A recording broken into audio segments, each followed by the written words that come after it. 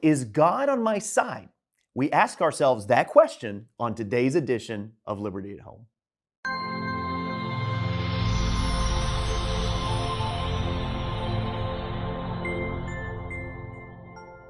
Hello again, and welcome to episode 34 of Liberty at Home here on ECAT. I'm Adam Rivero, pastor of the Liberty Baptist Church here in Easton. Today, as I just mentioned, we're broadcasting from Easton Community Access Television, your home for quality local programming. On today's episode, I want to consider this question: is God on your side? It's an interesting question for sure. Have you ever asked yourself if God is on your side? Maybe you were making a big, life-changing decision. It could be that you were going through a season of life where things were just not going the way you wanted them to go. Or maybe you wanted to know if you were justified towards God in your actions compared to someone else.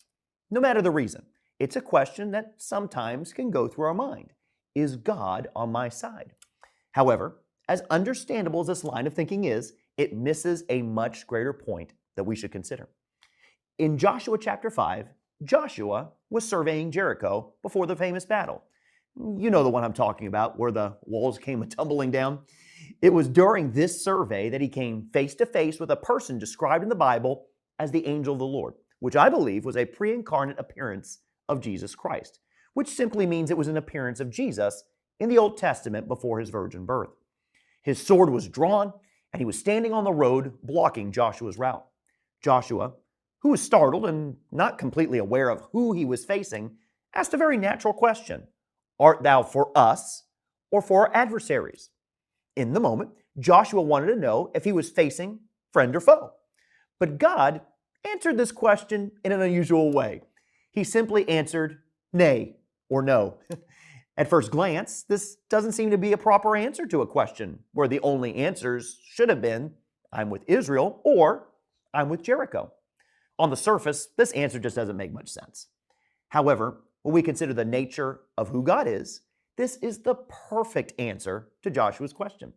See, God refused to choose between Israel and Jericho, which is why he answered no to a question that really wasn't a yes or no question. You see, he loves all people and does not choose sides in the way that we as people often do. However, there's a greater principle at play here that I want to highlight for a moment. You see, the lesson for us here today is that instead of asking if God is on our side of our life, we should ask, am I on God's side? Hebrews 13 verse 8 states that Jesus Christ is the same yesterday, today, and forever. You see, one of the glorious characteristics of God is that he's immutable, meaning that he is both unchanging and unable to be changed. Because of this, we must align our lives and way of thinking with what he has for us, not the other way around. This type of thinking makes some people uncomfortable.